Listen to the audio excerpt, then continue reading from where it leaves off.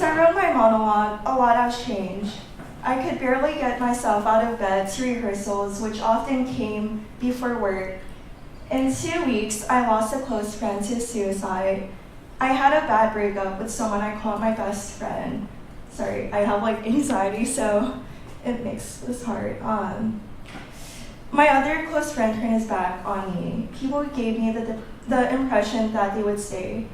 As a mental health counselor, I often had to shoulder other people's concerns, no matter how exhausted or alone that I felt at home. I would come into work wanting to cry, only to choke back my tears so that I can stay strong. For the people to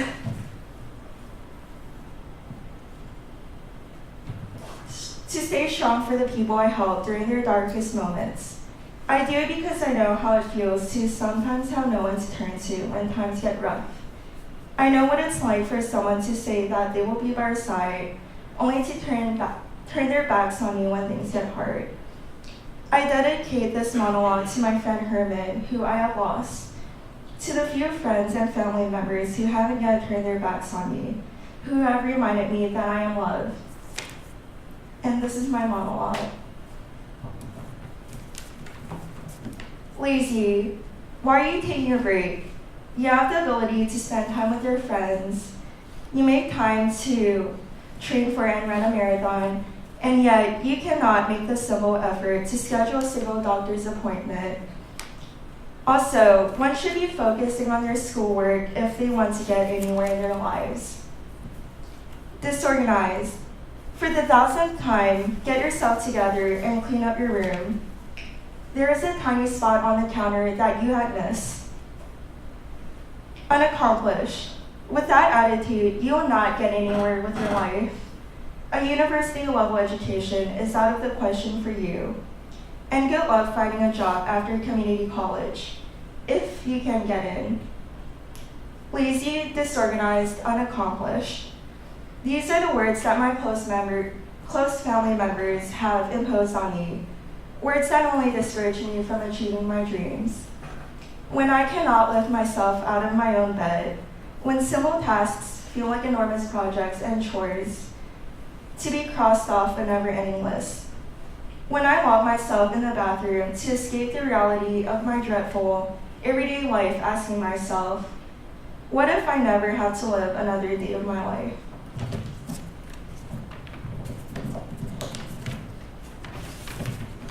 Depression, my father says, is only for the weak-minded. Do not even think about taking medication. There is something that is truly wrong with you if you cannot resolve your own problems by yourself. You should be happy because you have a roof over your head and food to eat. I understand that my life is incomparable to yours in difficulty. I'm aware that you have experienced far worse than I could ever fathom. You have worked hard to provide for me, and for that, I feel so lucky. I am grateful for a meaningful job that helps me to afford my rent. I am living the dream that neither of my parents could afford for themselves. However, that does not give you or other people the right to invalidate my subjective experiences, nor the negative thoughts that circulate in my head throughout the day. No, Mom and Dad, I am not lazy, I am not unaccomplished, I am not without worth. I am strong and I am capable. There are just more days than I would like when I feel inert and overwhelmingly fatigued.